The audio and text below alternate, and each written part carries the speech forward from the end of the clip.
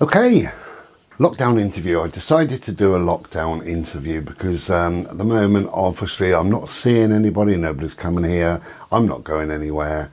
Nobody much to talk to. I've got people to talk to on the phone and text and emails and all the rest of it, but no person to talk to. So I thought I'd do an interview with myself. And why not? Might be in two parts, this. So, question number one. Hello, Brian. How has the lockdown affected you?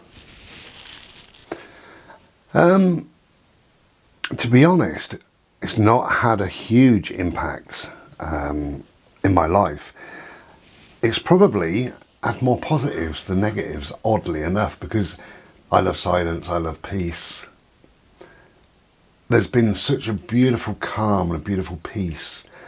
Not on social media, not in newspapers and things like that, not with the government, not with the fear-mongering, all the nonsense that goes along with things. People like to tell you how many people have died rather than how many people have survived. But on the whole, it's been peaceful, it's been quiet, it's been lovely. There's been less traffic, less noise, less bother, less people about. I don't see many people anyway, but less people about. So for me, it hasn't had a huge impact. It's impacted on my life, obviously, in certain ways. I've got to queue up to go into a shop now, and often the shop is half bloody empty. That's a real pain. I'm just having a fag and a slurp, as I said.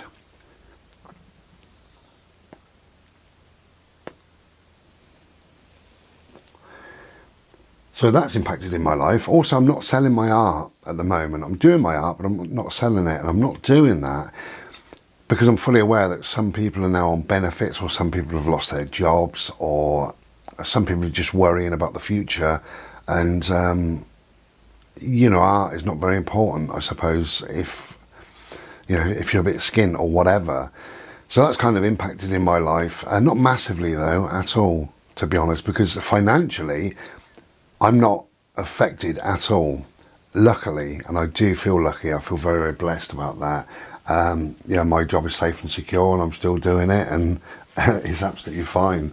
So luckily, I've got no problem with that.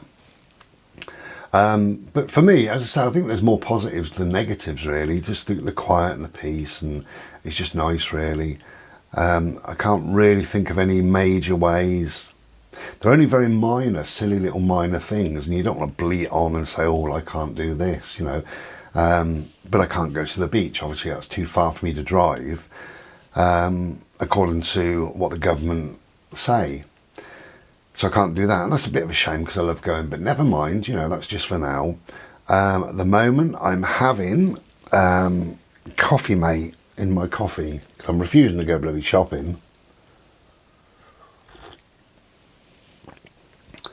Because I run out of milk. Now that does two things. Number one, coffee is boiling hot for quite a long time after because it's got no milk in it.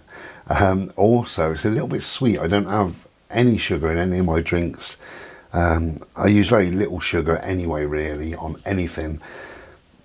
But it's a little bit sweet, and obviously my drinks are not normally sweet, so it gets it takes a bit of getting used to. But it is what it is. Can't grumble, can we, really? But I'm looking at, if that's all I've got to complain about, then how ridiculous, So as I say, it's impacted minorly on my life.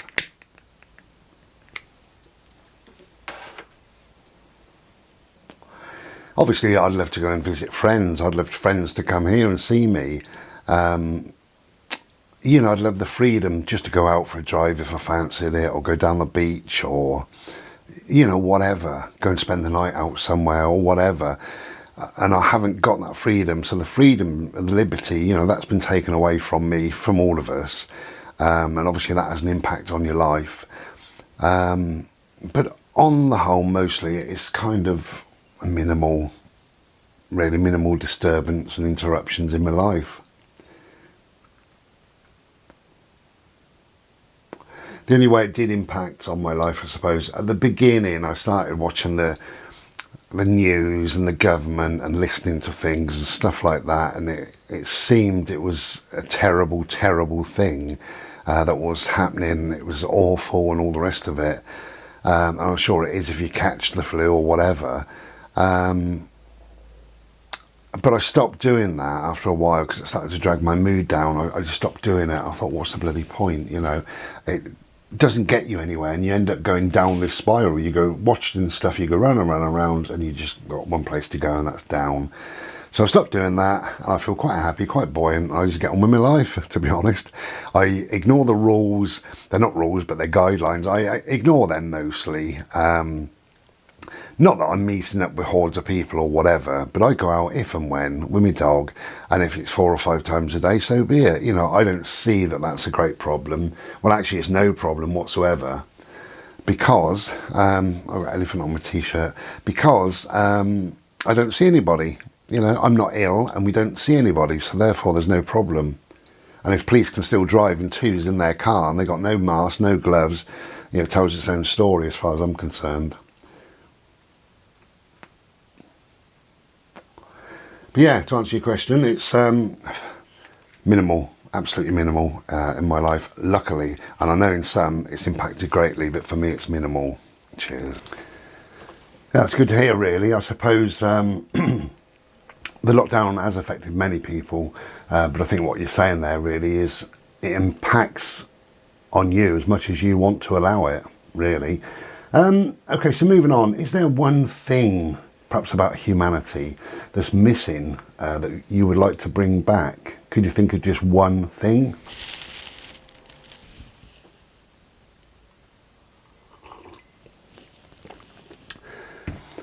Yes, I think respect. It's an old-fashioned word, isn't it? Respect. But I think we need to go back to respect. We need to respect ourselves. If you respect yourself enough to accept yourself, and if others respect you enough to appreciate the person that you are and value your ideas, opinions, whatever, and it's all about respect for yourself, respect for others, and I think that is missing, or starting to become missing.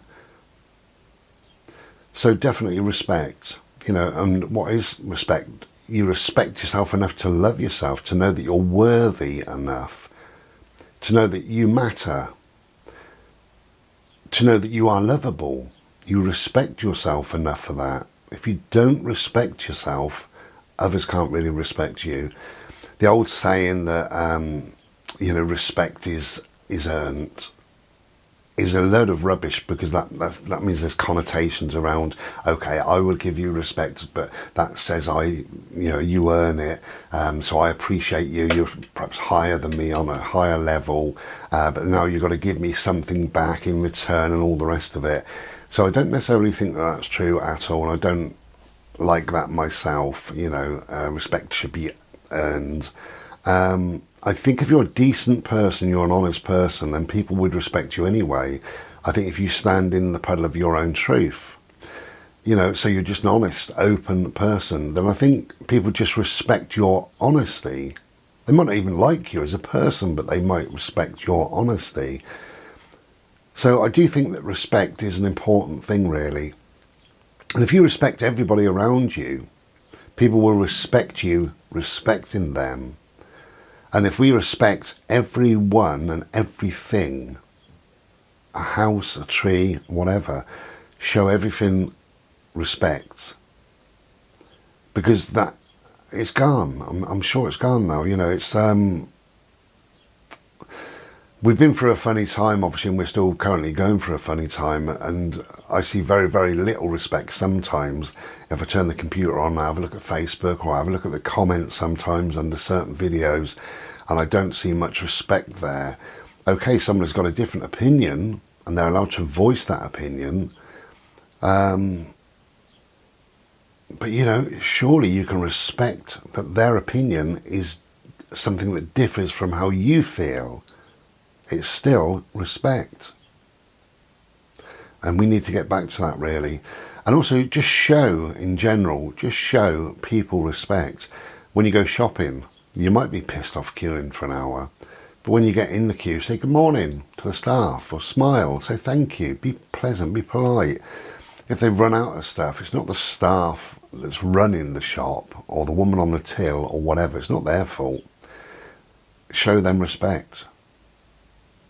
You know, respect isn't earned in that way, but respect should just be given freely to everybody. Don't wait for people to earn it. Otherwise, what are you waiting for?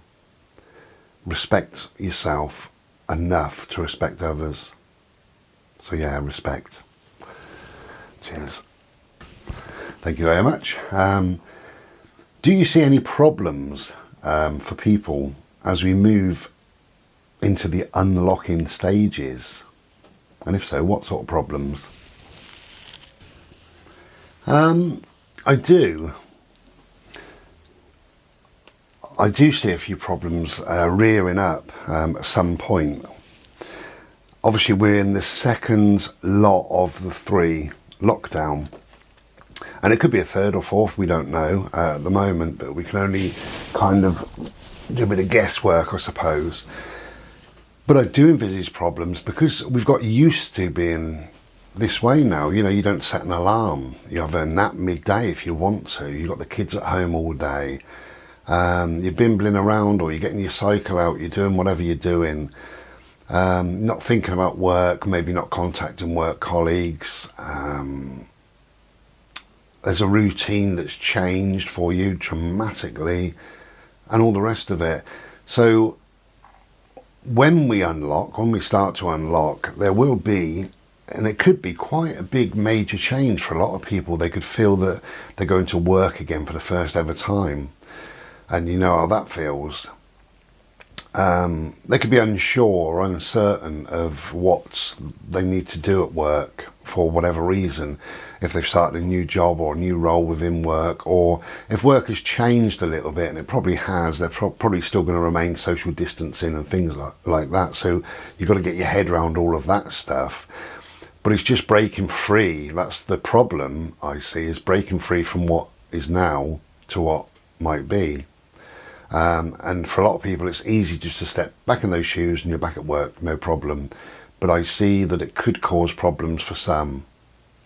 For children in particular, it's a funny time because you can't explain, when they're really little, you can't explain truthfully and realistically what's currently going on. Or what we think is going on, because, you know, never going to be told the truth, are we? But I would recommend that over the next sort of 3 weeks that you start, or 2 weeks as it is, go onto Google Maps, have your child sat on your lap, go onto Google Maps and bring up a picture of their school and say, where's that? You know, let's walk to school. Let's move the orange man along the path where you normally walk to school. So your child knows that there is an end to this holiday, because that's what it is in a child's head, and there will be school. Could you go on the school website, bring up a picture of Mrs. Smith, the teacher, or whatever, and say, who's that? And just reaffirm all of this stuff. Just get this stuff just bubbling along, that soon you're going to go back to school. Show your child their school uniform. Help them pack a bag or get a bag semi-ready. Explain it's not now, we're not going now, but I just want to make sure you've got a couple of nice pencils, whatever, or a PE kit. And just gently suggest that to your child, that here's the school. Do it every day. Here's the school. Or on your exercise, could you go and walk past the school and say, soon that will be open, soon, and soon you'll be going to school. Soon we'll be walking this way. Soon we'll see Mrs. Smith, the teacher, whoever it is. And just keep reaffirming that.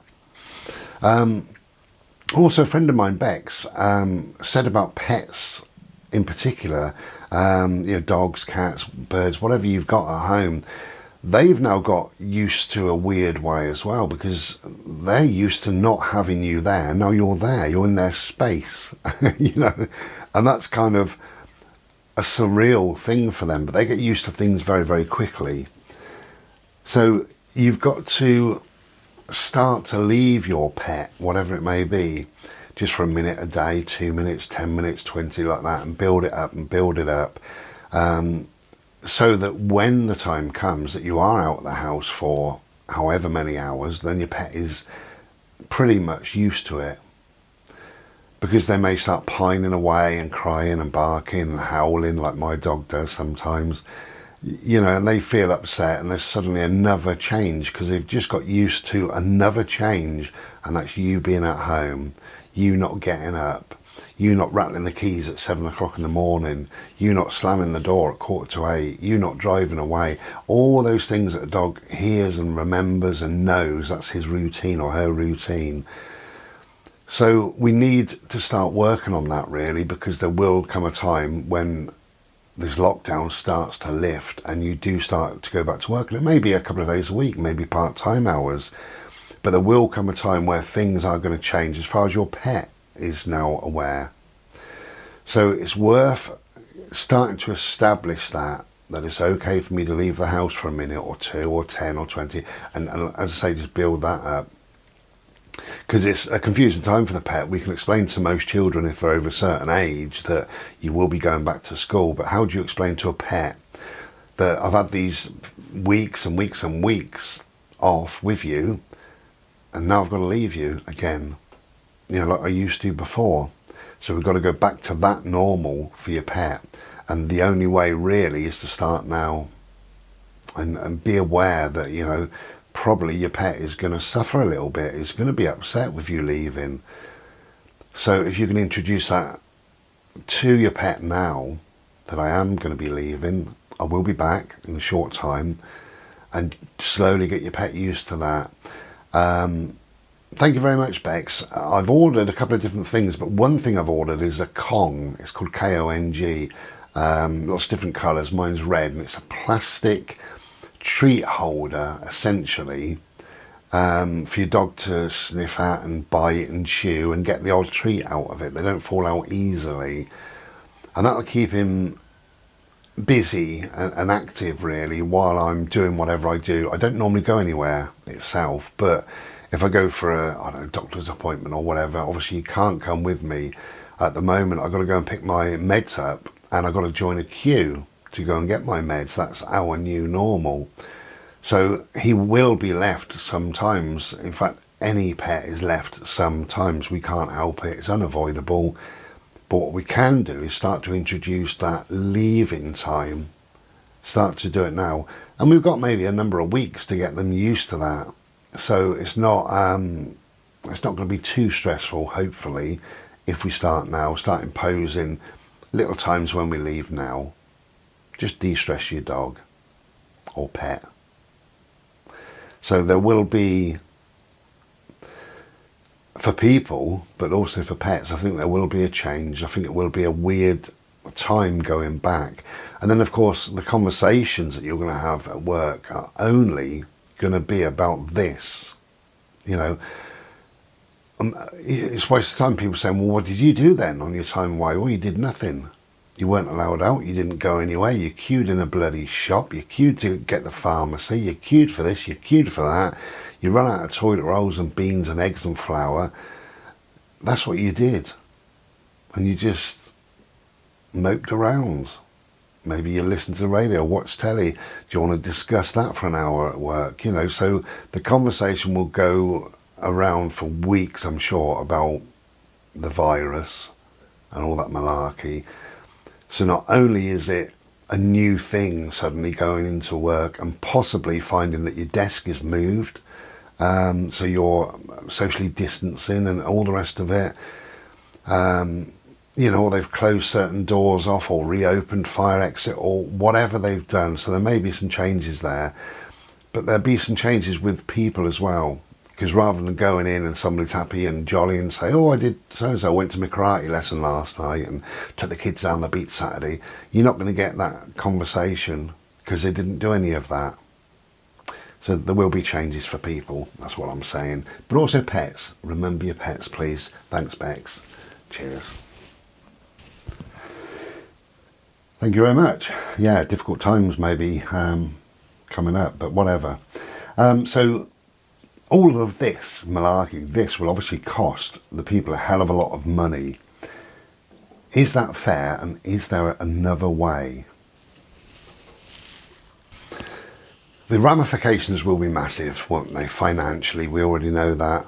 I'm not looking into it too deeply, but, you know, one of my neighbours said to me the other day, I don't know where he's heard it, read it, thought it, whatever. He said, after all this is over, we've got to pay the price, you know. He said they're going to put car tax up to £500. Now, as I say, whether he's heard it, thought it, dreamt it, who knows, I don't know. And I can see that happening, something like that happening. I can see food going up sky high. I can see petrol or diesel going up. I can see utility bills going up. Maybe they'll knock a 10 or 20 quid off of every benefit or something like that. Tax people too much when they go to work and all the rest of it. There will be lots, really, and I think we'll have to pay for it, which I feel is unfair. This was forced upon people. I think it was, they overreacted. If you really look at the deaths over 20 years in the UK, the deaths in hospital over 20 years in the UK for the month of March, every year for 20 years, and you'll realise that in March 2020 there were less deaths in hospital. So surely they've overreacted, and they built 5 or 6 hospitals, massive hospitals, and they're unused. Surely that's an overreaction. But we will have to pay for it. We really will. And like I say, it's unfair because it's none of our business, none of our choosing. If you're not at work, it's not because you fancy sitting down for the day or a week or a month. It's because you can't go to work. Your employer has told you, the government has told you. So it's not our fault. However, there's a way out of all of this, and that is to sell the crown jewels, I believe. What benefit do you get from the crown jewels? When did you last wear them? You're not allowed to wear them. You're not allowed to show your mates, you know, have them indoors for an afternoon. They're supposed to belong to the crown. The crown is supposed to be all of us, effectively, isn't it? Supposedly. So the crown jewels belong to one person. One old lady is allowed to wear them, and she sits there telling us about austerity while she's dripping in gold and diamonds and pearls with a £500,000 gold piano to her right. That's wrong, totally wrong. We need to sell the crown jewels, and you get trillions and trillions of pounds for them, and most of that money could be given to the National Health, to run the National Health for the next, say, 50 or 100 years. You know, we need to sell the crown jewels and end poverty. No more food banks, ever. We need to sell the crown jewels and end homelessness forever. We need to sell the crown jewels and build small places, little one-bed places, little one-bed bungalows, in pretty areas, just 6 here and 10 over there and 2 there. We've got enough land to do that. So you're not destroying like the villagey feel of places and what have you. Nobody minds 2 or 4 or 10 bungalows being built, but it's when they build 60 or 200 that there's a problem. But sell the crown jewels and do some good with them, because at the moment, the only person that benefits from the crown jewels is that one person. And she puts them on her head and on her earrings, and, the bracelets and all the rest of it, and then sits there and does a little speech once or twice a year. We don't benefit from that. We don't watch that speech and think, oh my God, she's wearing £200,000 worth of diamonds. That's made my life better. Sell the crown jewels. Look after the national health. Ends poverty. Ends homelessness. The money's there. The money really is there. Sell the crown jewels. That's what I think. Cheers. Also, end monarchy. That's what I believe, end monarchy. And people say, oh, hang on, they bring lots of tourists to the country. Do they really? A tourist coming to the country to stand at a padlocked gate at Buckingham Palace to see, 300 or 400 yards away, a huge 74 bedroom mansion or whatever it is. How does that benefit anybody? They didn't pay a penny just to stand there and look, And a few years ago, and I've said this several times in videos, but a few years ago, the company that brought the most people here, most foreigners here, was Legoland, not the royal family. So I believe in getting shot of the monarchy and putting that money to the national health, to ending poverty, to ending homelessness, etc., etc. But if not, okay, I know people want to keep the monarchy, or they seem to. At least strip them down by selling the crown jewels. We don't benefit, and we should. Cheers.